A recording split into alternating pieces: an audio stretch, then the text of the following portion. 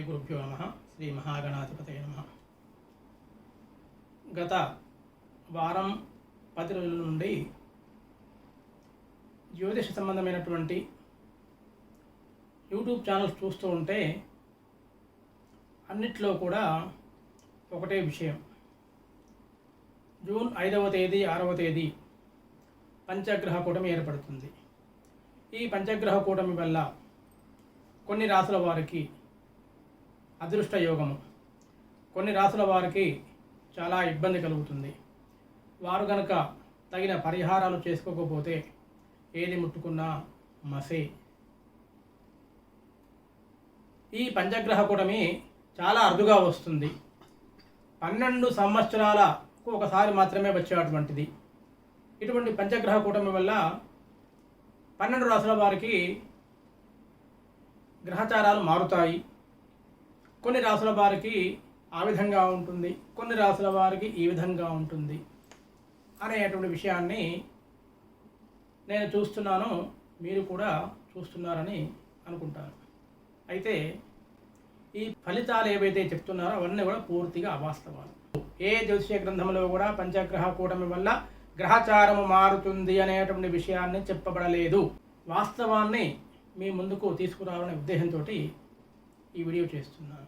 June 5వ తేదీ నాడు ఉదయం 4:15 నుండి జూన్ 7వ తేదీ ఉదయం 7:30 వరకు దాదాపు ఒక 51 గంటల పాటు వృషభ రాశిలో సూర్యుడు, చంద్రుడు, బుధుడు, శుక్రుడు, గురువు 5 గ్రహాలు కలుస్తున్నాయి పంచగ్రహ కూటమి.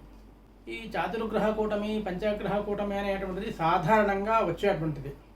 12 సంవత్సరాలకు ఒకసారి మాత్రమే వస్తుంది, చాలా అరుదుగా వస్తుంది అనేది మాత్రం పూర్తిగా అవాస్తవం. 2021వ సంవత్సరంలో జనవరి 14, 15 తేదీల్లో దాదాపు 20 గంటల పాటు మకర రాశిలో రవి, చంద్రుడు, బుధుడు, గురువు, శని కలయిక చేత పంచగ్రహ కూటమి ఏర్పడింది. అదే 2021 డిసెంబర్ 5వ తేదీ రోజు వృశ్చిక రాశిలో రవి, చంద్రుడు, కుజుడు, బుధుడు, కేతువుతో కలిసి పంచగ్రహ కూటమి దాదాపు 2.25 గంటల సేపు ఏర్పడింది. ఇక 2022వ సంవత్సరము అక్టోబర్ 26, 27వ తేదీల్లో సూర్యుడు, చంద్రుడు, బుధుడు, శుక్రుడు, కేతువు ఈ 5 గ్రహాలు దాదాపు 17 గంటల పాటు తులారాశిలో సంచరించడం వల్ల పంచగ్రహ కూటమి ఏర్పడింది. అంటే 2021లో 12 నెలల కాలంలో 2 సార్లు పంచగ్రహ కూటమి వచ్చింది. 2022 కూడా తీసుకుంటే 2 సంవత్సరాలు 3 సార్లు పంచగ్రహ కూటమి వచ్చింది. కాబట్టి 12 సంవత్సరాలకు ఒకసారి వస్తుంది, చాలా అరుదుగా వస్తుంది, ఎప్పుడో కానీ రాదు. ఇటువంటి పంచగ్రహ కూటమి వల్ల రాశులకు చాలా ఇబ్బంది కలుగుతుంది అనే మాట పూర్తిగా అవాస్తవం.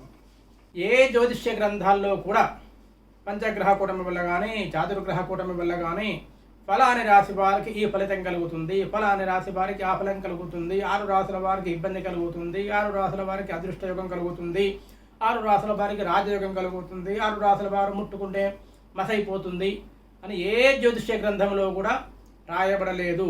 ఏ జ్యోతిష్య గ్రంథంలో కూడా పంచగ్రహ కూటమి వల్ల గ్రహచారము మారుతుంది అనేటువంటి విషయాన్ని చెప్పబడలేదు. ఒక్క సంహితా భాగంలో మాత్రం ఒక శ్లోకం లభించింది. ఆ శ్లోకం ఏంటంటే, ఏకరాశౌ యదాయాంతి చత్వారః పంచఖేచరాః చత్వారో రాష్ట్రనాశాయ హంతి పంచ జగత్రయం అని.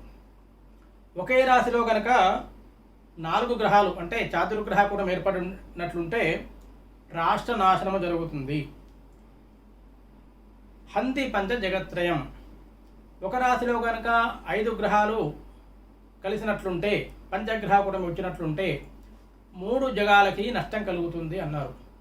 రాష్ట్ర నాశనము అంటే మన తెలంగాణనే కాదు, ఆంధ్రానే కాదు, ఇండియానే కాదు. ఈ గ్రహాలన్నీ కూడా ఒక్క మన తెలుగు దేశాలకి, ఇండియాకు మాత్రమే పరిమితమైనటువంటివి కావు. భూమండలం మీద ఉన్నటువంటి ఎన్ని దేశాలు ఉంటాయో, ఎంతమంది ప్రజలు ఉంటారో అన్ని దేశాలకు సంబంధించినటువంటివి ఈ గ్రహాలు. సూర్యుని చుట్టూ గ్రహాలన్నీ తిరుగుతున్నాయి, భూమి కూడా తిరుగుతూ ఉంది. అవన్నీ వాటి వారి కక్షల్లో నియమిత కాల ప్రమాణం ప్రకారంగా సంచరిస్తూ ఉంటాయి. కాబట్టి ఏ గ్రహాల ఫలితాలైనా కూడా భూమండలం మీద ఉన్నటువంటి అన్ని దేశాల్లో ప్రజల మీద ప్రభావితం చూపిస్తాయి. పంచగ్రహ కూటమి ఏర్పడడం వల్ల ఈ 5 గ్రహాలు కలిసి మేషరాశి వారికి ఇబ్బంది పెట్టాలి. వృషభ రాశిలో పంచగ్రహ కూటమి జరుగుతుంది కాబట్టి వృషభ రాశి వారికి ఇబ్బంది పెట్టాలి. వీరందరూ కలిసి వృశ్చిక రాశిని చూస్తున్నారు కాబట్టి వృశ్చిక రాశి మీద దృష్టి ఉంది కాబట్టి వృశ్చిక రాశి వారిని ఇబ్బంది పెట్టాలి. లేదా ఈ పంచగ్రహ కూటమి ఏర్పడినటువంటి 5వ స్థానము ఏదో కన్యా రాశి, 7వ స్థానము వృశ్చిక రాశి, 9వ స్థానం మకర రాశి, ఇలా అటువంటి స్థానం ఉన్నటువంటి రాశి వారిని ఇబ్బంది పెట్టాలని ఈ గ్రహాలన్నీ డైనింగ్ టేబుల్ దగ్గర కూర్చొని టీ తాగుతూనో కబుర్లు చెప్పుకుంటూనో చెప్పే మాటలు కావు. వారి వారి నియమిత కాల ప్రమాణం ప్రకారంగా ఆ గ్రహాలు సంచరిస్తూ ఉంటాయి. అలా సంచరించేటువంటి కాలంలో ఈ 360 డిగ్రీల కక్ష ఏదైతే ఉంటుందో ఆ 360 డిగ్రీల కక్షను 12 రాశులకి 30 డిగ్రీల చొప్పున విభజించబడగా ఒక్కొక్క 30 డిగ్రీలకు ఒక్కొక్క రాశి ఏర్పడితే ఆ వృషభ రాశికి వచ్చే 30 డిగ్రీల స్థానంలో ఈ గ్రహాలు వారి వారి కక్షలలో ఒక్కొక్క గ్రహం కూడా ఒక్కొక్క గ్రహానికి కొన్ని వందల వేల లక్షల కోట్ల మైళ్ళ దూరంలో ఉండి ఉంటాయి. కాకపోతే వృషభ రాశికి ఏర్పడినటువంటి 30 డిగ్రీల కక్షలో మాత్రమే ఇవి ఉంటాయి.